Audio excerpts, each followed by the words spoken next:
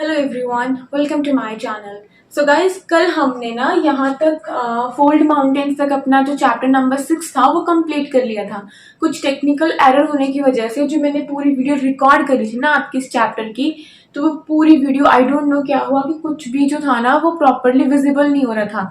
तो ऐसी वीडियो का कोई यूज नहीं है कि मैं सिर्फ बोल रही हूँ और वहां पे आपको कुछ दिख नहीं रहा। तो उसके लिए आई एम रियली सॉरी, क्योंकि आपने देखा होगा अचानक से, आप वीडियो के एंड में देखना पार्ट 1 के इसके उसके एंड में थोड़ी सी दिक्कत हो गई थी, जस्ट बिकॉज कि मुझे भी पता नहीं चला मैं रिकॉर्ड कर रही हूँ। जब मैंने बाद में उसको एडिट करने के लिए रखा तो देखा कि मतलब बहुत ज्यादा सेक्शन, इसके बाद का जो सेक्शन था वो खराब हो चुका था। तो थैंक गॉड मैंने अभी आगे नहीं कराया था, मुझे ये करवाना था। मेरा पर्पस था इसको पार्ट 2 में डालना, बट अब चलो जो भी होता है अच्छे के लिए होता है। So do not worry at all. Okay, so fold mountain मैंने बताया थे कल क्या होते हैं कि जब आपकी दो प्लेट्स आपस में कन्वर्ज करती हैं और फोल्डिंग की प्रोसेस होती है, और जब उनमें फोल्ड आता है वो फोल्ड होती है ऐसे आके, तब वहां पे हमारे फोल्ड माउंटेन्स की क्या होती है, क्रिएशन होती है। ओके, आई थिंक अगर थोड़ी आपको मेरी आवाज कम आए ना तो प्लीज आज के लिए थोड़ा वो कर लेना। I don't know why I have some problem in my throat today. Okay, तो समझ में आया आप लोगों को इतना? हमने कौन कौन से फोल्ड माउंटेन्स पढ़े थे? हमने हिमालयाज पढ़े थे, एल्प्स पढ़े थे, ठीक है। अरावली हमने पढ़ी थी। अरावली क्या है? ओल्ड फोल्ड माउंटेन है। जो हमारे हिमालयाज और एल्प्स है ना, ये इनके मुकाबले क्या है, अभी यंग है थोड़े, ठीक है। यंग मतलब इनके बाद बने होंगे ये, ठीक है। अल्पेचियंस आपके ये रहे, यूराल माउंटेन्स ही आपके रशिया में ये रहे, ठीक है। तो इतना हमने कर लिया था, ये तो मैंने कंटिन्यूटी के लिए, फ्लो के लिए आपको दोबारा से समझाया। Okay, so now comes to the block mountain. अब ये ब्लॉक माउंटेन्स क्या होते हैं? जब हमारी प्लेट्स क्या करती हैं, डाइवर्ज करती हैं। क्या करती हैं? डाइवर्ज करती हैं। तो जब हमारी प्लेट्स डाइवर्ज करेंगी तो हमारी जो सरफेस होगी उसमें क्या आएगा? क्रैक आएगा। क्या आएगा? क्रैक आएगा, ठीक है। देखो, when two tectonic plates move away from each other, मतलब वो डाइवर्ज हो रही हैं, causing cracks on the surface of the earth. और क्या होता है, जो लार्ज एरियाज होते हैं वो टूट जाते हैं एंड डिस्प्लेस्ड वर्टिकली। देखो, अगर ये मेरी पूरी एक सरफेस थी, क्या हुआ कि जब मेरी प्लेट्स थी, टेक्टोनिक प्लेट्स, उन्होंने डाइवर्ज करना स्टार्ट करा ना, उसकी वजह से क्या होता है कि क्रैक पड़ा और ये वाला हिस्सा नीचे खिसक गया। और जब दूर हुए उनके मुकाबले की ऊपर वाला हिस्सा मतलब उनसे ऊंचा हो गया। देखो, अगर ये एक इक्वल सरफेस थी ये वाली, ठीक है, ये ऐसे थी, मान लो यहाँ पे सरफेस थी। अब क्या हुआ, प्लेट्स ने डाइवर्ज करना स्टार्ट करा। तो जब प्लेट्स ने डाइवर्ज करा तो बीच में एकदम से क्रैक पड़ेगा, क्योंकि वो खींच हो रही है ना ऐसे। अगर आपको खींचोगे तो ऑब्वियस है कि बीच में क्या आएगा? क्रैक आएगा। और ये डाउन वर्टिकल इसने क्या कर लिया? डिस्प्ले हो गया, ठीक है, नीचे चला गया, डिस्प्लेस्ड हो गया, नॉट डिस्प्ले, डिस्प्लेस्ड हो गया, ठीक है। तो क्या हुआ, ये वाला हिस्सा ऊपर रह गया और कुछ हिस्सा नीचे धंस गया। तो जो ऊपर वाला हिस्सा हो जाता है उसको हॉस्ट बोलते हैं और इसको हम लोग ग्रेबन बोलते हैं। और इस तरह से क्या बनते हैं, हमारे ब्लॉक माउंटेन्स बनते हैं। अब याद करो माउंटेन की डेफिनेशन क्या होती है। माउंटेन एक ऐसा एरिया होता है जो अपने सराउंडिंग एरिया से क्या होता है, एलिवेटेड होता है, थोड़ा ऊंचा होता है। समझ में आ गया? अब देखो, मैंने आपको बता दिया कि जो अपलिफ्ट ब्लॉक्स होंगे उनको हम हॉस्ट बोलेंगे, और जो लॉर्ड ब्लॉक्स होंगे हम उनको ग्रेवन बोलेंगे। इसका एग्जांपल जो आपके यूरोप में राहिनबेलियन वॉक्स, ठीक है, ये आपको याद रखना है। Now comes to the volcanic mountain. So what are volcanic mountains? एक वर्ड है वॉल्केनिक, मतलब वॉल्केनो से फॉर्म होंगे, है ना, ऐसा ही कुछ वर्ड साउंड कर रहे हैं ऑब्वियसली। तो वॉल्केनिक माउंटेन्स वो माउंटेन्स होते हैं that are formed as the result of volcanic activity. अब देखो, अगर ये मेरी, दिस इज माय अर्थ, ठीक है, तो मेरी अर्थ के अंदर क्या होता है ना, जब आप अंदर जाते हो अर्थ के अंदर ना मैग्मा होता है। क्या होता है आपका? मैग्मा होता है, ठीक है। तो अगर ये मेरी अर्थ है, देखो जिससे मैंने ये बनाई थी ना, ये वाली चीज देखना, ठीक है। तो अगर ये मेरी ये वाली सरफेस है, ये वाली, तो इसमें कहीं ना क्रैक होगा। क्या होगा? क्रैक होगा। क्या होगा? क्रैक होगा। तो जब अर्थ के क्रैक में से उसका मैग्मा बाहर आएगा, देखो अर्थ के बीच में कुछ क्रैक है, उस क्रैक की वजह से जो अर्थ के अंदर मैग्मा है ना, ये वो बाहर आ रहा है। तो जब मैग्मा अर्थ से बाहर आता है ना, उसको हम लोग लावा बोल देते हैं, ठीक है। तो ये इतना सा आया, पहले इतू सा आया, आता गया, एकदम से क्या हुआ, कूल डाउन हो गया, फिर सॉलिडिफाइड हो गया, पक गया, वहां पे जम गया, ठीक है। फिर और कहीं पे क्रैक बन गया, मान लो यहाँ को, फिर और निकलता गया। तो ये प्रोसेस चलती रहेगी, ठीक है। मैग्मा किसी न किसी इवेंट या क्रैक से बाहर आएगा, बाहर आएगा लावा की फॉर्म में, लावा की फॉर्म में आएगा, और लावा कूल डाउन होगा, सॉलिडिफाइड होगा, और उसी की वजह से किसकी फॉर्मेशन हो जाएगी, हमारे वॉल्केनिक माउंटेन्स की। देखो क्या होता है, सबसे पहले मैग्मा, ठीक है, उसके बाद क्या होता है, erupt, magma erupt out as a lava from the earth crack. उसके बाद क्या होगा, लावा जो कूल डाउन हो जाएगा, कूल डाउन होने के बाद जब वो सॉलिडिफाइड मतलब पक जाएगा, प्रॉपर्ली हार्ड हो जाएगा, उससे किसकी फॉर्मेशन हो जाएगी, आपकी माउंटेन्स की फॉर्मेशन हो जाएगी। ठीक है, जैसे कि ये कोई आपकी सरफेस थी, ठीक है, यहाँ पे भी कुछ नहीं है, लेकिन क्रैक की वजह से वहां पे क्या बन गया, धीरे धीरे माउंटेन की फॉर्मेशन हो गई। तो जब ऐसे due to the volcanic activities आपके माउंटेन की फॉर्मेशन होती है, तो उन वाले माउंटेन्स को हम लोग वॉल्केनिक माउंटेन्स के नाम से जानते हैं। क्लियर, ठीक है। फॉर एग्जाम्पल आपका किलिमंजारो, जो कि आपका तंजानिया में है, here it is in Africa continent, and then your Fujiyama, Fujiyama आपका जापान में है, and the location is here. Okay, समझ में आया। अब पता है क्या होता है, कई बार मान लो हमें कुछ क्वेश्चन आ गया माउंटेन से रिलेटेड, मेंस में फॉर एग्जांपल, और वहां पे वॉल्केनिक का स्पेशली पूछा, तो आप अगर ऐसे अपना मैप ड्रॉ कर देते हो और वहां पे कुछ लोकेशंस कर देते हो, ठीक है, ये आपको बनाना सीखना होगा, इससे अच्छा इम्पैक्ट पड़ता है एग्जामिनर के ऊपर आपका, जब आप अपनी आंसर राइटिंग में एक मैप के जरिए, एक लिखा हुआ होता है, देखो लिखा हुआ तो यहाँ पे भी था, तो मैंने यहाँ पे क्यों मेंशन करा, इसलिए मेंशन करा ताकि एक अच्छा इम्पैक्ट पड़े और लॉन्ग लास्टिंग इम्पैक्ट पड़े। समझ में आ गया, ठीक है। सो हमने जान लिया ये हमारे सारे माउंटेन्स है, fold mountain, block mountain and then are volcanic mountain. Okay, तो अब इन माउंटेन्स की इंपॉर्टेंस क्या है, उससे पहले आप और भी माउंटेन्स देख लो, जैसे आपका एंडीज है, ठीक है, ये रॉकी माउंटेन्स हैं आपके, कॉस्कस माउंटेन्स, ठीक है, ये है आपके एटलस माउंटेन। तो इतना इतना आपको पता होना चाहिए कि अच्छा अगर रॉकीज है ना, तो रॉकीज पक्का नॉर्थ अमेरिका में होंगे, अगर आपको कोई एंडीज बोले ना, तो पक्का एंडीज कहाँ पे पाए जाएंगे, साउथ अमेरिका में। तो एटलीस्ट इतना जो है ना वो आपको पता होना चाहिए। समझ में आ गया, ओके, ठीक है।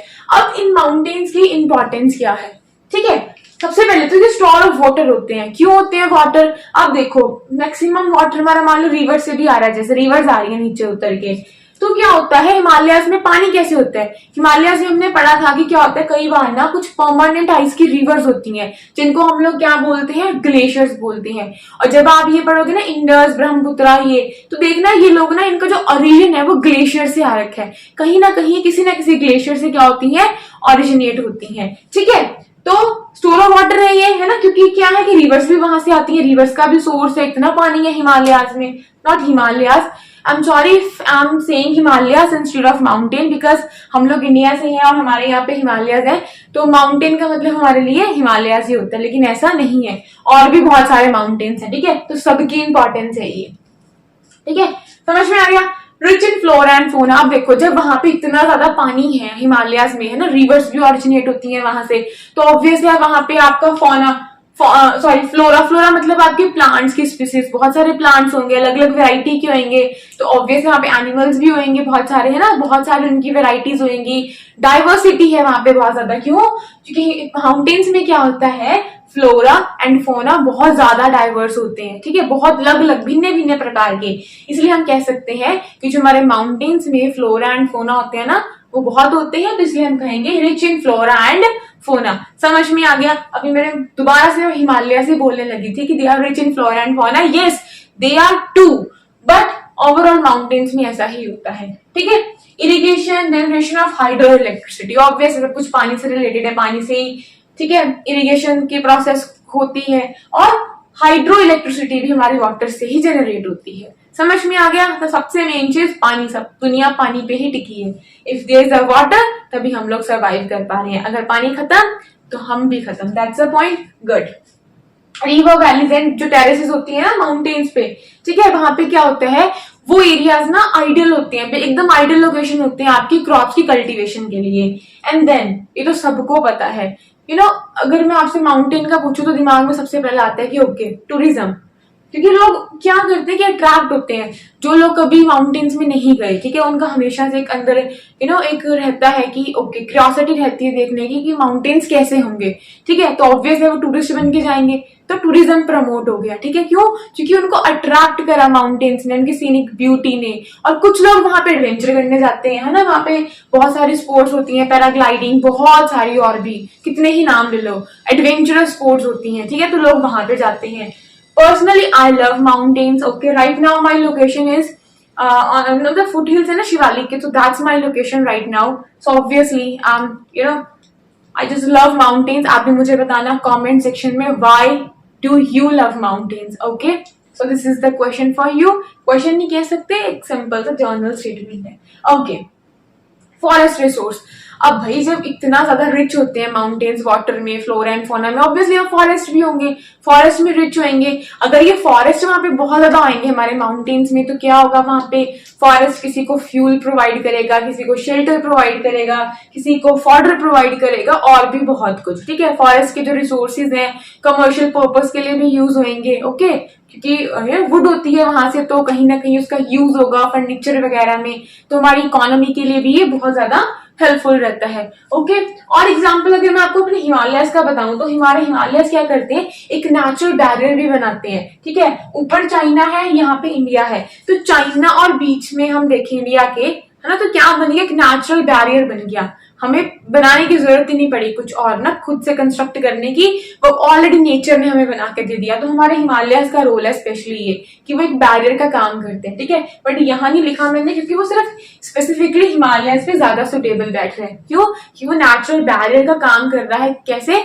चाइना और इंडिया के बीच में एक बैरियर बन जाएगा, ताकि एक सिक्योरिटी पर्पस के लिए भी काम आता है। और दूसरा, जो वहां से ठंडी हवाएं आती है ना साइबेरिया से, उसको भी स्टॉप करने का हमारे जो हिमालयस है वो काम करते हैं।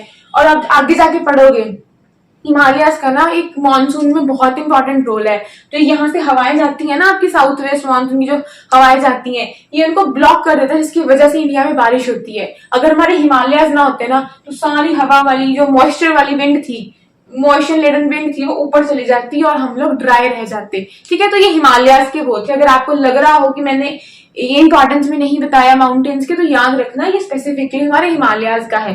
तो जब हम इंडिया को डिस्कस करेंगे स्पेसिफिकली, ओके, समझ में आया, तब हम इसके बारे में पढ़ेंगे। सो ये था फिलहाल हमारा माउंटेन्स के बारे में। अब ऐसे ही एक एक करके हम प्लेटूज को उठाएंगे, देन प्लेन एरियाज को, और वहां पे पीपल का लैंडफॉर्म के हिसाब से पीपल की लाइफ, मतलब माउंटेन्स में कैसी लाइफ होती है, प्लेटूज में कैसी लाइफ होती है, और प्लेन एरियाज में कैसे, मतलब पॉपुलेशन कहाँ कितनी है, ठीक है। और एक बात याद रखना कि जो हमारे माउंटेन्स होते हैं ना, जैसे मैंने आपको प्रीवियस वीडियो में बताया था, क्योंकि यहाँ पे जो क्लाइमेट है वो बहुत ज्यादा हार्श होता है, तो यहाँ पे पॉपुलेशन भी कम है, तो पॉपुलेशन कम है तो इकोनॉमिकल एक्टिविटीज भी यहाँ पे ऑब्वियस है कि बहुत ज्यादा कम होती होंगी। समझ में आ गया? So that's it for the mountains. अभी just give me 5 minutes so that I can write the content or notes for these topics. Okay, just give me 5 minutes. So हमने अपने माउंटेन्स को कंप्लीट कर लिया है। Now we will proceed with our plateaus. Okay, तो आपको पता चल गया माउंटेन्स क्या होते हैं। अब हम पढ़ेंगे कि प्लेटूज क्या होते हैं, ठीक है। ये भी एक तरह का लैंडफॉर्म है, जैसे कि माउंटेन्स थे। अब देखो, मैंने आपको बताया था कि माउंटेन्स क्या होते हैं, वो अपने सराउंडिंग एरिया से थोड़े एलिवेटेड होते हैं। इन द सेम वे जो हमारे प्लेटूज होते हैं ना, ये भी हमारे सराउंडिंग एरिया से क्या होते हैं, एलिवेटेड होते हैं। बट फर्क क्या आता है, देखो माउंटेन ऐसे बन जाते हैं, माउंटेन की टॉप ऐसे होती है, बिल्कुल, है ना, दिख रहा है जैसे आपको, देखो ऐसे तो होते हैं आपके माउंटेन्स, उनकी टॉप बिल्कुल ऐसी होती है, देखो समझ में आता है, तिखी सी एकदम। पर जो हमारे प्लेटूज होते हैं ना, ये ऐसे ऐसे ऐसे होते हैं। देखो जो इनकी ये चीज है ना, जो माउंटेन्स की तो बिल्कुल तीखी बन रही थी, बिल्कुल टॉप तीखी बन रही थी, एकदम जीरो से जुड़ रही थी जाके ऊपर। In the same way, not in the same way, जो हमारे प्लेटूज होते हैं ना, उनका क्या चक्कर होता है कि वो एक टेबल लैंड होती है। देखो अगर मैं आपको टेबल दिखाऊं, तो आपका टेबल ऐसा ही होता है ना, पर सरफेस एरिया से वो उठा हुआ है। बट आप देख रहे हो उसकी जो सरफेस है वो कैसे जा रही है, ऊपर से उठा, ठीक है, देन एक टेबल लैंड की तरह बन गया। समझ में आ गया? It is an elevated flat land.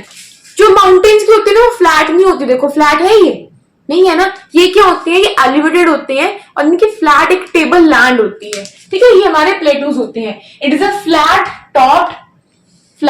Topped table land standing above the surrounding area. समझ में आया? लेकिन अगर देखो अगर ये मेरा कोई एरिया है, ठीक है, और इस एरिया में कोई एरिया मेरा ऐसा उठा हुआ है और कोई एरिया मेरा ऐसा उठा हुआ है, तो जो ये वाला उठा हुआ एरिया है ये प्लेटू है, ठीक है, क्योंकि सरफेस एरिया में अपने सराउंडिंग एरिया से थोड़ा ही सरफेस एरिया ऊपर उठा हुआ है, बट ये माउंटेन्स का भी ऊपर है, लेकिन देखो माउंटेन्स में क्या आ रहा है ना, और ये क्या होते हैं, एक टेबल लैंड होते हैं, समझ में आ गया। और जो बीच के है ना, ये जो बिल्कुल भी उठा नहीं हुआ, इनके मुकाबले ठीक उठा तो हुआ बट इतना नहीं उठा हुआ, तो वो प्लेन एरियाज होते हैं, ठीक है। ये माउंटेन एरियाज, ये माउंटेन लैंडफॉर्म्स, ये प्लेन एरियाज और ये हमारे प्लेटूज, समझ में आ गया। अब देखो जो प्लेटू होता है ना, उसकी हाइट वेरी करती रहती है, फ्यू 100 मीटर से लेके 1000 मीटर तक, ठीक है। एंड एक और बात आपको प्लेटूज के बारे में याद रखनी है कि जो प्लेटूज होते हैं ना, वन और more side can be steep slope. देखो हो सकता है कि जहां दोनों तरफ ही जो इनकी साइड है वो बिल्कुल, जो इनकी स्लोप है वो बिल्कुल स्टीप हो सकता है एक साइड भी हो, ठीक है, ऐसा कुछ नहीं है। माउंटेन्स में देखो दोनों तरफ है ना, स्टीप स्लोप है उनकी एकदम, समझ में आ गया। ओके, तो माउंटेन्स की तरह जो हमारे प्लेटूज होते हैं यंग भी हो सकते हैं और ये ओल्ड भी हो सकते हैं। अगर मैं आपको ओल्ड प्लेटू का एग्जांपल दूं तो हमारे इंडिया में एक डेक्कन प्लेटू है ना, डेक्कन प्लेटू है जो कि ओल्डेस्ट प्लेटू है, ठीक है। तो ये बहुत सारे एग्जांपल्स हैं प्लेटू के। उससे पहले ये देखो ये प्लेटूज फॉर्म कैसे होते हैं। जैसे मैंने आपको बताया था कि माउंटेन्स अलग अलग टाइप के होते हैं और वही टाइप उनकी अलग अलग फॉर्मेशंस भी होती हैं। फॉर एग्जांपल जैसे मैंने आपको बताया था कि कुछ आपके ना वॉल्केनिक माउंटेन्स होते हैं, तो उनके पीछे प्रोसेस भी क्या थी, वॉल्केनिक एक्टिविटी, तो वही फॉर्मेशन वही इसके type. In the same way क्या होता है कि हमारे जो प्लेटूज होते हैं ना, ये भी कैसे बनते हैं, टेक्टोनिक अपलिफ्टमेंट से बन जाते हैं। कैसे देखो, जैसे वहां पे हमने पढ़ा था कि प्लेट्स कन्वर्ज हो रही थी या डाइवर्ज हो रही थी तो माउंटेन की फॉर्मेशन हो रही थी। अब यहाँ पे क्या होता है कि जब एक प्लेट आई, उधर से दूसरी प्लेट आई और वो धीरे धीरे मतलब कन्वर्जेंस हुई प्लेट की, एक प्लेट उसके नीचे आराम से चली गई, तो कुछ वाला हिस्सा ना, कुछ हिस्सा ऐसे उठ जाएगा ऊपर को, ज्यादा नहीं उठेगा, ठीक है, ज्यादा नहीं उठ रहा। अगर ज्यादा उठेगा तो वो माउंटेन का फॉर्म ले लेगा, बट हल्का सा उठा लेकिन एक टेबल लैंड उसने फॉर्म कर दिया, तब वो हमारे कौन से प्लेटूज बन जाते हैं, टेक्टोनिक अपलिफ्ट वाले जो प्लेटूज होते हैं वो टेक्टोनिक प्लेटूज बन जाते हैं, ठीक है। एक होते हैं अपने वॉल्केनिक प्लेटूज जो कि वॉल्केनिक एक्टिविटी की वजह से बनते हैं, ठीक है। जैसे मैंने आपको बताया था कि मैग्मा लावा के फॉर्म में बाहर आता है, फिर लावा क्या होता है, कूल डाउन होता है, सॉलिडिफाइड होता है और वो माउंटेन की क्रिएशन करता है। लेकिन ओवर द पीरियड अगर वो ज्यादा ऐसा ना बन पाए ना और वो ऐसे बन जाए, टेबल लैंड की फॉर्म में वो बन जाए, तो वो वॉल्केनिक एक्टिविटी वाला क्या हो जाता है, हमारा वॉल्केनिक प्लेटू हो जाता है। देखो वैसे ही टाइप्स हैं, बस माउंटेन्स में थोड़ा वो प्लेट्स का थोड़ा ज्यादा उठ गया तो माउंटेन का फॉर्म ले लिया, सेम वॉल्केनिक वाले में ज्यादा लावा आता रहा और उसने ऐसी शेप ले ली, ठीक है, तो वो माउंटेन बन गया। बट अगर फ्लैट ही रह गया तब क्या हो गया, वो आपका प्लेटू बन गया, ठीक है। अब देखो एक ना, जैसे ये माउंटेन था, अब ये माउंटेन का क्या हुआ, तो रिवर्स ने इसको इरोड कर दिया, रिवर्स इसको इरोड करती गई, या किसी भी नेचुरल प्रोसेस है किसी की वजह से ना ये जो पहाड़ था वो इरोड होता गया, ठीक है। जैसे ये पहाड़ था, देखो दोबारा बनाते हैं, जैसे आपका एक माउंटेन था, ठीक है, ये over the period of time क्या हो गया कि इरोड होता गया।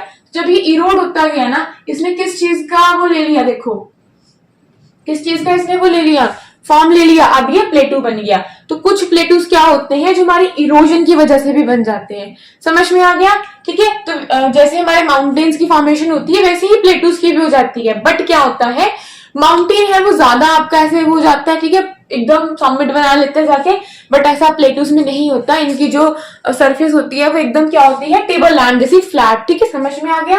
ओके, फ्लैट मतलब इनकी जो टॉप होती है ना वो फ्लैट होती है, तभी इनको बोलते हैं फ्लैट टॉप्ड, ओके। अच्छा ये वाला पॉइंट मैंने आपको बता दिया। अब एग्जांपल देखो कौन कौन से प्लेटूज का आप एग्जांपल ले सकते हो वर्ल्ड वाइड।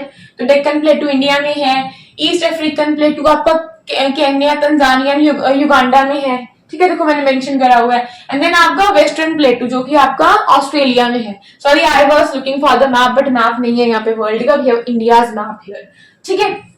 नाउ अब देखो इसको इंपॉर्टेंस बनाने से पहले ना मैं आपको थोड़ा सा बता देती हूँ हमारे इंडिया में कौन कौन से प्लेटूज हैं, ठीक है। जैसे देखो ये वाला आपका है मालवा प्लेटू, आपको लोकेशन बतानी चाहिए। कल को आपको कोई पूछे ना, ओके अभी आपको किसने लिख दिया मालवा प्लेटू जम्मू एंड कश्मीर, तो आपको पता होना चाहिए कि नहीं जम्मू एंड कश्मीर तो ऊपर है, ये मालवा प्लेटू इस साइड को है, राजस्थान से कोई इधर को जाओ, यहाँ को क्या आ रहा है मध्य प्रदेश, ओके यूपी के नीचे की तरफ। तो ऐसे ऐसे करके ना यू हैव टू थिंक, ठीक है, किस तरफ को पढ़ रहे हैं।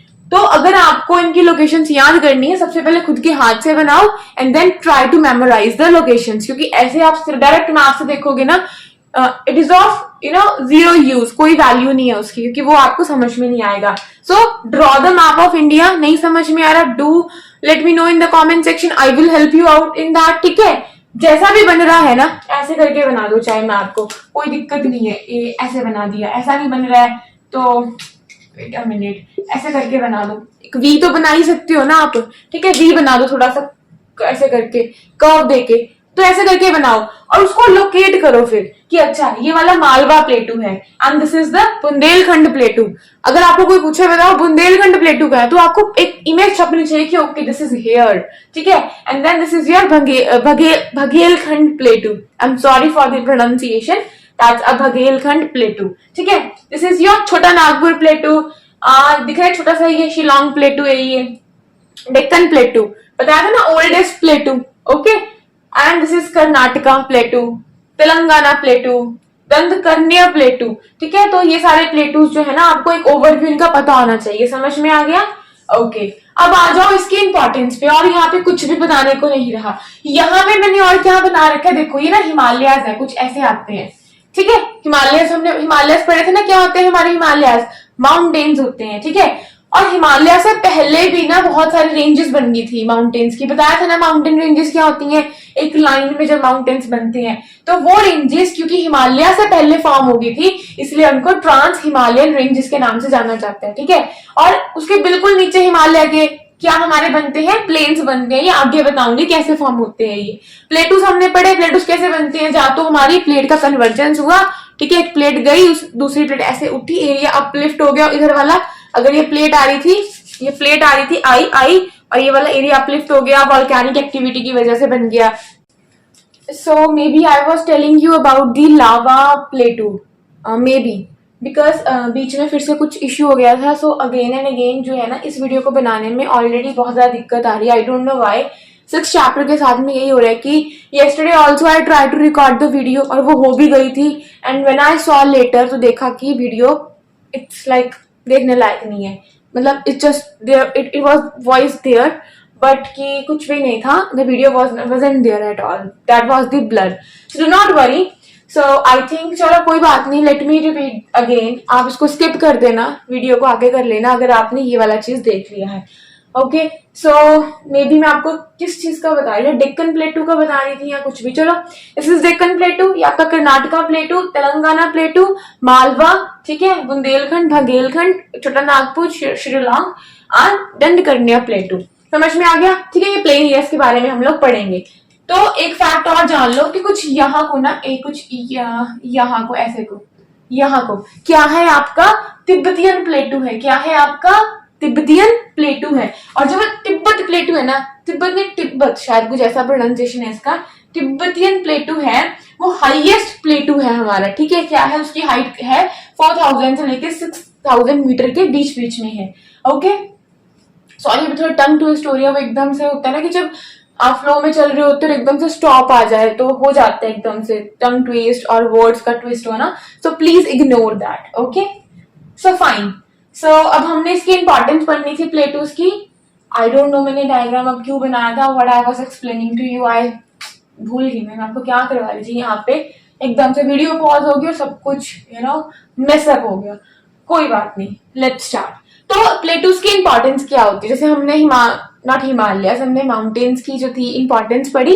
ठीक है, तो प्लेटूज की क्या इंपॉर्टेंस होती है ना, कि जो प्लेटूज होते हैं ये बहुत ज्यादा मिनरल रिच होते हैं. क्या होते हैं?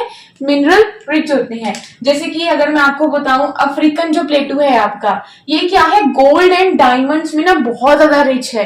तो यहाँ पे गोल्ड एंड डायमंड की माइनिंग ना बहुत ज्यादा होती है, क्योंकि अगर भाई वो मिनरल डिपॉजिट्स में रिच है, ठीक है, मिनरल रिसोर्सेज में रिच है, तो ऑब्वियस है वहां पे माइनिंग एरियाज भी क्या होंगे, ज्यादा होंगे. क्यों? क्योंकि वहां पे माइनिंग भी क्या होती है, ज्यादा होती है.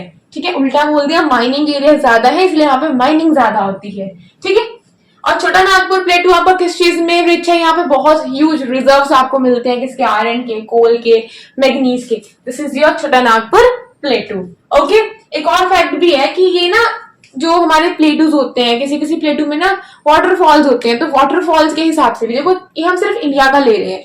ठीक है, तो क्या होता है ना कि बहुत सारे जो प्लेटूज होते हैं उनमें बहुत ज्यादा वाटरफॉल्स होते हैं, क्योंकि रिवर ना ऊपर से फ्लो कर रही होती है। समझ में आया? ऐसे देखा होगा आपने। तो कौन कौन से प्लेटूज हैं, कौन कौन से वाटरफॉल्स हैं यहाँ पे, मतलब किस किस प्लेटू में कौन कौन सा आपका है, दो एग्जाम्पल देख लेते हैं। छोटा नागपुर प्लेटू में है आपका हुंड्रू फॉल, कुछ यहाँ को, ठीक है, जो कि आपका सुवर्णरेखा रिवर के ऊपर है। एंड आपका जॉग फॉल है कर्नाटका में, ठीक है। तो ये आपको फॉल्स भी याद रखनी है। आप देखो अगर वहां पे जॉग फॉल्स होंगे, वाटरफॉल्स होंगे, नॉट जॉग फॉल्स होंगे, वाटरफॉल्स होंगे, आई don't know why my tongue is twisting, ठीक है। तो अगर वहां पे वाटरफॉल्स होंगे तो ऑब्वियसली क्या होता है, ऐसे एरियाज ना हमें अट्रैक्ट करते हैं। हम लोग कौन होते हैं, हम लोग टूरिस्ट होते हैं। तो वहां पे ऑब्वियसली क्या इनहांस होता है, टूरिज्म जो है वो इनहांस होता है, ठीक है। तो इनकी जो सीनिक ब्यूटी होती है इन प्लेटूज की, अलग अलग तरह की चीजें यहाँ पे होती है, जैसे कि आपने वाटरफॉल ही देख लिया, ठीक है। तो इसकी वजह से यहाँ पे टूरिज्म बहुत ज्यादा होता है, जो कि इकोनॉमिकली एक बहुत ज्यादा इंपॉर्टेंट कह सकते हो क्रूशियल पॉइंट है आपका इनका प्लेटूज की इंपॉर्टेंस में, ठीक है। और एक जैसे हमारा लावा प्लेटू है ना, जो हमारे वॉल्केनिक प्लेटूज होते हैं, फॉर एग्जांपल डेक्कन प्लेटू जो है, ये क्या होता है ना, बहुत ज्यादा रिच होता है ब्लैक सॉइल में। और जो ब्लैक सॉइल होती है ना, ये फर्टाइल होती है and this is the ideal soil for the cultivation of a cotton. समझ में आया? तो ये हमने पढ़ा प्लेटूज के बारे में। अभी हमने क्या कर लिया, हमने लैंडफॉर्म्स में क्या क्या कर लिया, हमने अपना प्लेटू कर लिया, हमने अपना माउंटेन्स कर लिया, और हम अब करेंगे अपना प्लेन। तो मैं हल्की सी इंट्रोडक्शन दे देती हूँ, बाकी वहां पे लिख के आपको जो है वो पॉइंट बता दूंगी ताकि आप लोग नोट डाउन कर पाओ। तो देखो प्लेन एरियाज क्या होते हैं। प्लेन एरियाज एक फ्लैट लैंड होती है। क्या होती है आपकी? एक फ्लैट लैंड। ये 200 मीटर से ज्यादा ऊपर उठी नहीं होती, मतलब इतनी थोड़ी ऊपर उठेगी मीन सी लेवल से। बताया था ना मैंने कि जब भी हम क्या करते हैं कि जो हमारे ओशंस का जो लेवल होता है, पानी का जो लेवल होता है, हर जगह सेम होता है, इसलिए हम उसको 0 मानते हैं। और उस सी लेवल से हम क्या करते हैं, किसी भी चीज को मेजर करना शुरू करते हैं। तो 200 मीटर तक ही ज्यादा रहते हैं, उससे ज्यादा एक्सटीड नहीं करते ये जनरली, ठीक है। तो एक फ्लैट एरिया होता है, आपने देखा होगा, जैसे पंजाब ले लो तो एकदम फ्लैट एरिया है, प्लेन एरिया है, ठीक है। आप उत्तर प्रदेश ले लो, एकदम फ्लैट है, ओके। तो ये हमारे प्लेन एरियाज होते हैं। तो देखो ये तो हमारे हो गए माउंटेन्स, हिमालयस है इंडिया के केस में, ये हमारे माउंटेन्स। तो हिमालय से क्या होती है, बहुत सारी रिवर्स आती हैं, जैसे आपकी गंगा आ रही है, ब्रह्मपुत्र आ रही है, इंडस जा रही है, ठीक है। और भी यहाँ सतलुज होगी, यहाँ से निकल जाएगी। तो बहुत सारी रिवर्स जो है ना वो हिमालय से ऑरिजिनेट होके आती हैं। जब बहुत सारी रिवर्स ऑरिजिनेट होके आएंगी, जब वो पहाड़ों से निकलती हुई आएंगी, वो पहाड़ों को ना इरोड करती हुई, इरोड समझते हो, इरोड मतलब उनको तोड़ती हुई आएंगी। हमने एक कॉन्सेप्ट पढ़ा था, क्या पढ़ा था, एक्सटर्नल प्रोसेस के अंदर हमने पढ़ा था कि इरोड करेंगी मतलब इरोजन करेंगी, और जो इरोड करके वो लाएंगी वो कहीं ना कहीं पे ले जाके वहां पे उसको डिपॉजिट कर देंगे, ठीक है। सारी रिवर्स यही करती हैं। क्या करी, वो ऊपर से आई, पहाड़ों से आई, पहाड़ों से बहुत ज्यादा सैंड, सिल्ट है ना, बहुत कुछ स्टोन्स लेके आई। सारे स्टोन्स को इरोड करने के बाद में उसने लाके कहीं पे डिपॉजिट कर दिया। अब अगर वहां से रिवर्स लेके आ रही हैं तो उसने इन वाले एरिया में सैंड, स्टोन, सिल्ट, इन सबको क्या कर दिया, डिपॉजिट कर दिया, और एक लेयर बन गई ऐसे करके, ठीक है। तो इसी वजह से हमारी क्या फॉर्मेशन हो जाती है, प्लेन्स की फॉर्मेशन हो जाती है। बेस्ट एग्जाम्पल प्लेन्स का ही हमारा ये रहता है, क्या, इंडो गैंगेटिक प्लेन्स। समझ में आया? क्योंकि रिवर्स इनको फॉर्म कर देती है अपने साथ में, वो इतना सब कुछ लाएंगी और लाके वहां पे छोड़ के चले जाएंगे, मतलब उनको डिपॉजिट कर जाएंगे और वहां पे एक लैंड फॉर्म को क्रिएट कर जाएंगे, ठीक है। और कुछ कुछ प्लेन्स तो हमारे एकदम ही फ्लैट होते हैं, लेकिन कुछ प्लेन जो होते हैं ना वो जैसे हल्के से उठे फिर एकदम सही हो गए, मतलब उठे फिर थोड़ा ऐसे हो गए, ऐसे ऐसे होते हैं, मतलब ना तो ज्यादा ऊंचे ना ज्यादा फ्लैट, मतलब दोनों का कॉम्बिनेशन बोल सकते हो आप, ठीक है। तो कुछ कुछ प्लेन एरियाज ना हमारे ऐसे भी होते हैं। और क्या होता है कि जो हमारे प्लेन एरियाज होते हैं ना ये बहुत ज्यादा फर्टाइल होते हैं, क्योंकि भाई रिवर्स लेके आ रही है ऊपर से, ठीक है, इनको फर्टाइल बना देती है। इसमें बहुत ज्यादा कितनी इसकी जो सॉइल होती है वो इतनी फर्टाइल होती है कि यहाँ पे कल्टीवेशन बहुत ज्यादा हो पाती है। जब यहाँ पे कल्टीवेशन हो पाएगी मतलब इकोनॉमिक एक्टिविटी यहाँ पे ज्यादा हो पाएगी, लोग कुछ अर्न कर पाएंगे, तो क्या करेंगे, लोग यहाँ पे बसेंगे आके, क्योंकि यहाँ पे पानी है। आपने देखा होगा, हिस्ट्री जब पढ़ते हो आप, एंशिएंट हिस्ट्री में आपने पढ़ा होगा इंडस वैली सिविलाइजेशन, मेसोपोटामिया के बारे में सुना होगा, है ना, अलग अलग सिविलाइजेशन के बारे में आपने सुना होगा। तो आपने एक चीज सब में कॉमन देखी होगी कि सब ना जो सिचुएट कर मतलब जो रिसाइड करते हैं आके, वो कहाँ पे रहते हैं, वो जनरली नदियों के किनारे आके रहते हैं। क्यों? क्योंकि पानी है, और पानी तो हमारी सबसे इंपॉर्टेंट जरूरत है ना। समझ में आ गया? तो वैसे ही क्या होता है, क्योंकि यहाँ पे तो वाटर भी है और यहाँ की जो सॉइल है वो भी बहुत ज्यादा क्या है, फर्टाइल है, ठीक है। तो यहाँ पे बहुत ज्यादा लोग आते हैं क्योंकि उनकी इकोनॉमिक एक्टिविटी यहाँ से हो पाती है। अगर हमारी इकोनॉमिक एक्टिविटी हो पाएगी तभी तो वो अपना लाइवलीहुड अर्न कर पाएंगे। एक फैक्टर यहाँ पे ये हो गया पॉपुलेशन आने का, इतनी पॉपुलेशन क्यों है। और यहाँ पे क्योंकि इतना फ्लैट होता है, पहाड़ों में काटना पड़ता है ना चीजों को, पत्थरों को काटना पड़ता है रोड बनाने के लिए, एक जगह से दूसरी जगह सामान को पहुंचाने के लिए, ट्रांसपोर्ट के लिए। तो यहाँ पे ट्रांसपोर्ट की कंस्ट्रक्शन करना ना बहुत ईजी हो जाता है। अगर एक बार हमारी कंस्ट्रक्शन हो जाती है तो वो बहुत सालों तक डैमेज नहीं होती, ठीक है। अब देखो जैसे कि आज का ही आप केस ले सकते हो, बहुत ज्यादा रेनफॉल हो रही है, तो रेनफॉल आने की वजह से क्या हो रहा है, जो पिछले 2 मंथ्स में हुई, क्या हुआ, माउंटेन एरियाज में तो देखना बुरा ही हाल है ना, लैंडस्लाइडिंग हो रही है, तो रोड बर्बाद हो रहे हैं, हो रहा है ना ऐसा, बिल्कुल ट्रांसपोर्ट बंद होता जा रहा है, हम सामान को यहाँ से वहां नहीं पहुंचा पा रहे हैं, मेडिसिन चाहिए होती है कई बार अर्जेंटली, है ना, कुछ होता है ऐसा, मेडिकल कंडीशन, अर्जेंट काम, कुछ भी, सब कुछ खत्म, तो वहां पे जाके लोग क्यों रहेंगे। लोग ऐसी जगह कभी नहीं रहेंगे ना जहां पे उनकी लाइफ डेंजर में आएगी।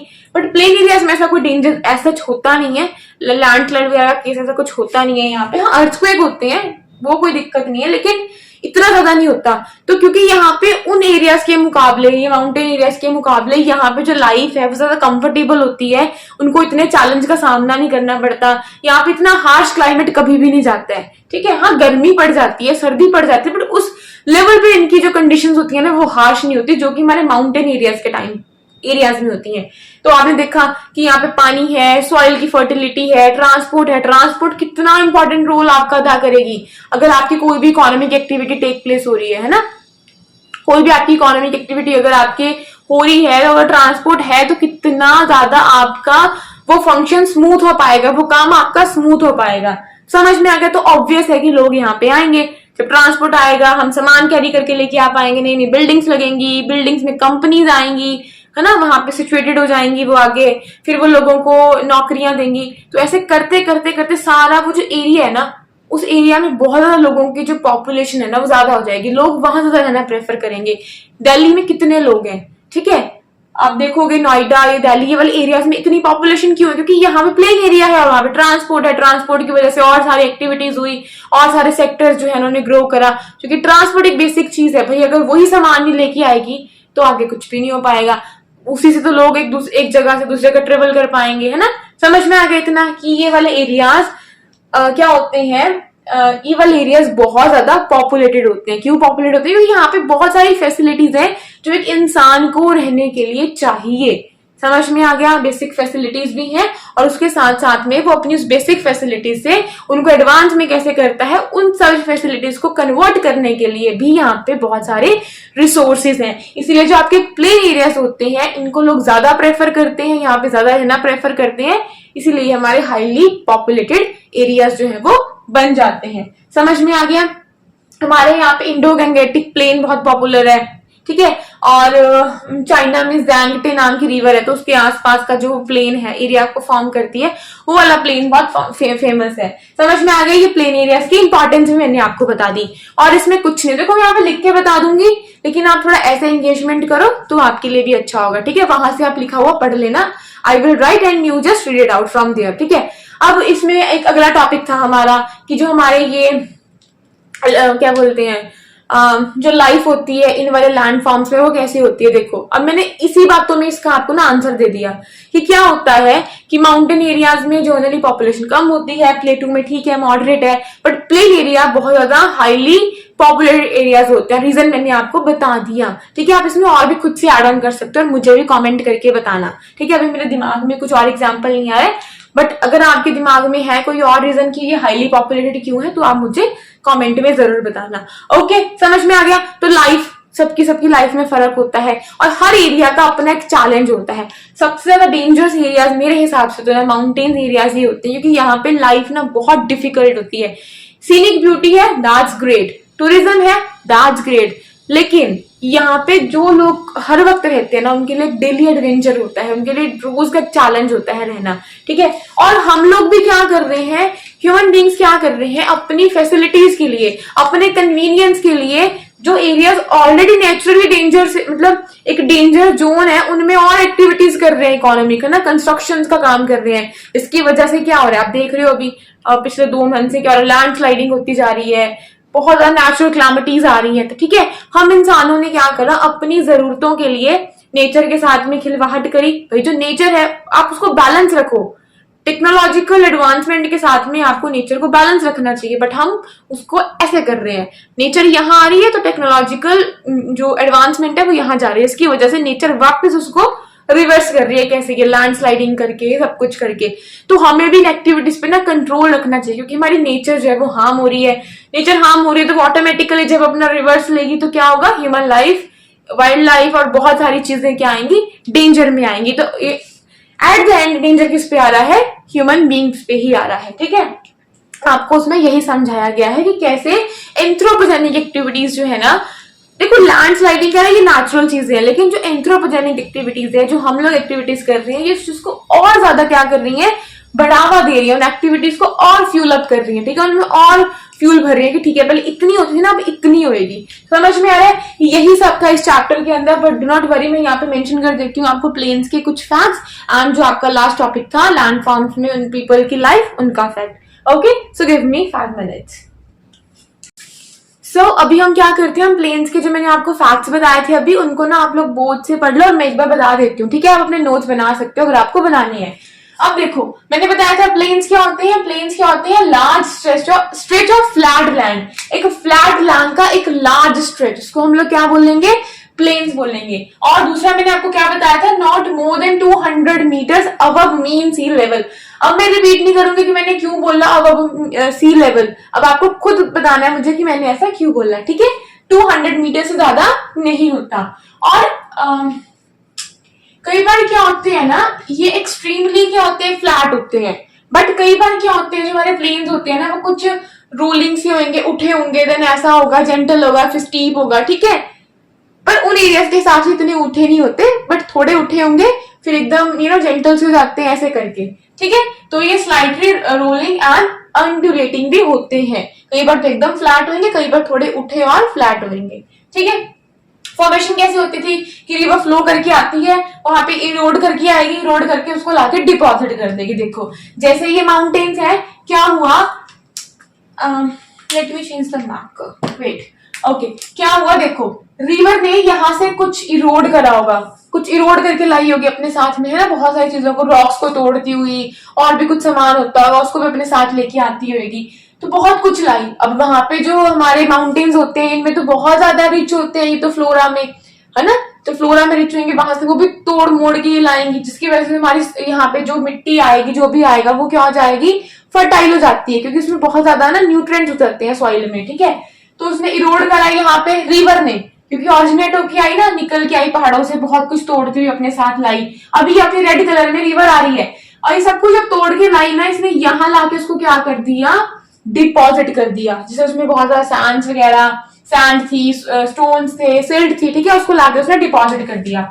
जब उसने उसको डिपॉजिट करा, यही बन गए हमारे प्लेन्स। क्या बन गए हमारे प्लेन्स, ओके। तो देखो जैसे मैंने आपको बताया था कि यहाँ से रिवर्स आ रही है, ये ब्रह्मपुत्रा, गंगा, ठीक है, क्या कर रही है, अपने साथ बहुत कुछ ला रही है, बहती हुई, तोड़ती आ रही है, उसको लाके डिपॉजिट करती जा रही है जगह जगह पे, और उनको प्लेन एरिया को फॉर्म करती जा रही है। अब पंजाब भी क्यों, देखो आप बोलोगे ये तो इस तरफ आ रही है गंगा, तो ये पंजाब हरियाणा कैसे, ये हिमाचल ही कैसे, वहां से भी जो सतलुज आती है ना, सतलुज होगी, सतलुज का आगे उसका मतलब उधर से रावी, ये इंडस की ट्रिब्यूटरीज है ये आपकी, ठीक है। तो वो भी क्या करती जाती है, अपने साथ साथ इरोजन करके आएंगी, इरोजन करने के बाद उसको लाके वहां पे कहीं ना कहीं पे डिपॉजिट कर देंगी, और उसको क्या बना देंगी, एक लैंड फॉर्म बना देंगे, जिसको हम अपने टर्म्स में बोलेंगे।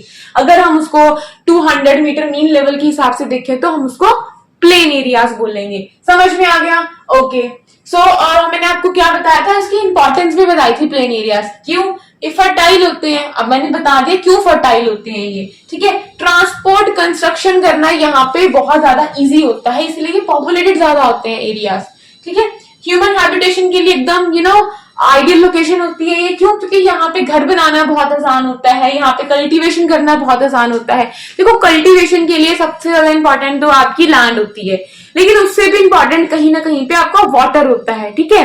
आप एक बार के लिए आप लैंड भी बना लोगे, पहाड़ काट के भी बना लोगे, ठीक है, बिकॉज टेक्नोलॉजी एडवांसमेंट हो रही है, तो anything is possible in this world right now. But फिर भी जो सेफेस्ट एरियाज रहते हैं, जो आइडियल लोकेशंस रहती हैं, वो आपके प्लेन एरियाज में ही रहती हैं। तो वहां पे वाटर की एकदम कंडीशन सही होती है, क्योंकि रिवर्स हैं, रिवर्स क्या करेंगे, वाटर प्रोवाइड करेंगी, वाटर का एक बहुत बड़ा सोर्स है। ठीक है, तो वहां पे कल्टीवेशन करना लैंड को, और क्योंकि वहां पथरीली धरती नहीं होती, कहते हैं कि पत्थरों में आप कुछ नहीं उगा सकते, बट वहां का एरिया क्या होता है, बहुत ज्यादा क्या होता है, फर्टाइल होता है, वहां की मिट्टी बहुत अच्छी होती है। तो वहां पे कल्टीवेशन जब हो पाएगी तो ऑब्वियस है वहां पे क्या हो पाएंगी, ह्यूमन सेटलमेंट्स हो पाएंगी। एंड देन आपको एक एग्जांपल याद रखना है ऐसे ही अपनी नॉलेज के लिए, कि लार्जेस्ट प्लेन जो बनते हैं वो हमारे एशिया और नॉर्थ अमेरिका में बनते हैं। हमारे एशिया में तो कौन कौन से हो गए, ये गंगा ब्रह्मपुत्रा के प्लेन्स हो गए, यांगटे रिवर का हो गया चाइना में। ठीक है, यही था। और एक टॉपिक था आपका लैंडफॉर्म एंड द पीपल, ये आपका लास्ट टॉपिक है। इसमें मैंने बताया कुछ भी नहीं लिखा हुआ, लैंडफॉर्म एंड द पीपल, इसमें कुछ नहीं है। इसमें यही बताया गया ना कि हमारी वजह से क्या क्या नुकसान हो रहे हैं, हम लोग क्या करते हैं नदी के अंदर, अगर नदी जा रही है तो ओके, हम लोग इतने आलसी हो गए हैं कि हम उसको अलग से जो गार्बेज के लिए लगाया गया हम उसको यूज नहीं करेंगे, हम क्या करेंगे, रिवर्स में थ्रो कर देंगे, केमिकल्स को यूं ही थ्रो किया जा रहा है रिवर्स के अंदर। पानी खराब हो रहा है, जब पानी हमारा खराब हो रहा है तो जो मरीन लाइफ है वो डिस्टर्ब हो रही है, पूरा सब कुछ इन्वायरमेंट में तहस नहस हो रहा है। किसकी वजह से, ह्यूमंस की वजह से। कुछ एंथ्रोपोजेनिक फैक्टर्स हैं जो नेचर में जो चीजें होती हैं उसको और ज्यादा बढ़ावा देती हैं। ठीक है, तो इसमें यही लिखा गया है कि हमें लोगों के बीच में अवेयरनेस लेके आनी चाहिए। ओके, समझ में आया कि हमें इन सबका बहुत अच्छे से यूज करना चाहिए। जो भी हमारे फिजिकल फीचर है, जो भी हमें नेचर ने दिया है, हमें इसका प्रॉपर यूटिलाइजेशन करना चाहिए। ठीक है, टेक्नोलॉजिकल एडवांसमेंट्स करो, but we have to maintain the balance between the both nature and the advancement. So got the point. इस चैप्टर में बस और कुछ नहीं था। एंड इस चैप्टर को बनाने के लिए आई थिंक बहुत ज्यादा दिक्कत आई, कभी कोई इशू हो जाता है, कभी एडिटिंग का इशू हो जाता है, कभी टेक्निकलिटीज में होता है कि वीडियो रिकॉर्ड नहीं हो पाती है। सो उसके लिए सॉरी, तभी आपके लिए वीडियो लेट होगी, वरना आई प्लान की एक बार ही रिकॉर्ड करके मैं एक ही दिन में इसके 2 पार्ट्स में कर दूंगी, but that got failed, do not worry at all. Okay, so ठीक है, चैप्टर हमारा कंप्लीट हो गया। अब आप मुझे बताना, अभी हम ना 7th और 8th चैप्टर भी कर लेंगे इसका, उसके बाद हमारी क्या हो जाएगी, 6th क्लास की एनसीईआरटी है ना, वो कंप्लीट हो जाएगी। ओके, एंड फिर हम क्या करेंगे, हम जो है इसके क्वेश्चन आंसर्स करेंगे। क्वेश्चन आंसर्स वो वाले नहीं, एमसीक्यू बेस्ड वाले क्वेश्चंस करेंगे। ठीक है, मल्टीपल चॉइस क्वेश्चन करेंगे, जो भी इस पूरी बुक के अंदर से एमसीक्यूज फॉर्म हो सकते हैं। I will make that MCQs and I will take your test. कैसे लूंगी, अगर देखो, अगर आप मेरा टेलीग्राम चैनल ज्वाइन कर लोगे तो मैंने वहां पे मैं उसको पीडीएफ डाल दूंगी। तो अगर मैं यहाँ पे या फोन वगैरह से भी बोलूंगी तो आप अपना पीडीएफ ओपन करना और मुझे आप वहां से आंसर दे देना। ठीक है, बट यहाँ पे लिखना पॉसिबल नहीं, क्योंकि बहुत बड़े बड़े एमसीक्यूज बन जाते हैं कई बार। ठीक है, तो ऐसा ही करना। मैं आपको, अगर मेरा टेलीग्राम का लिंक नहीं मिल रहा है तो आप मुझे कमेंट करना, मैं वहां पे आपको अपने टेलीग्राम चैनल का लिंक शेयर करूंगी, आप उसको ज्वाइन करना। क्योंकि अगर आपने ये वाले नोट्स नहीं बनाए, आप चाहते हो कि नहीं हमें एक टाइप्ड नोट चाहिए या कुछ ऐसा चाहिए, तो बिल्कुल ब्रीफ में इस पूरी एनसीईआरटी के ना हम थोड़े से पेजों में ना मैं आपको नोट्स भी शेयर कर दूंगी। बट उसके लिए you people have to join my Telegram channel, क्योंकि मेरे पास कोई और मीडियम नहीं है to share all this PDFs and all. ठीक है, so you have to join the, not have to, I think you should. I can force you people to do anything, it's my duty कि मैं आपको बता दूं कि हाँ ये चीज है, from where you can take the help. Okay, so if you really want the PDF and whatever, कुछ भी मटेरियल रहता है आपका, so you have to join the Telegram channel. And दूसरा, उसमें मैंने क्यूरी ग्रुप्स भी बनाया है, अगर आपको कोई डाउट रहता है, क्योंकि चैनल में आप मैसेज नहीं कर सकते हो, वहां पे I am the admin and only I can post whatever I want to. But if you want to ask anything, अगर आपको कोई डाउट है, कुछ पूछना है, you want to contact me, you have to join that telegram channel. Got the point? So that's all for today. ठीक है, हम मिलेंगे अपने चैप्टर नंबर 7 के साथ में। एंड एक और अनाउंसमेंट है that soon I'm going to start the ethics, and जिसका भी साइकोलॉजी ऑप्शनल है, because my optional is psychology, so उसके लिए भी जल्दी से I will start the classes. But geography की कंटिन्यूटी में रहेंगी, उनका नहीं पता, because I have a time issue. Okay, so stay tuned with me. So thanks for watching and thanks for listening.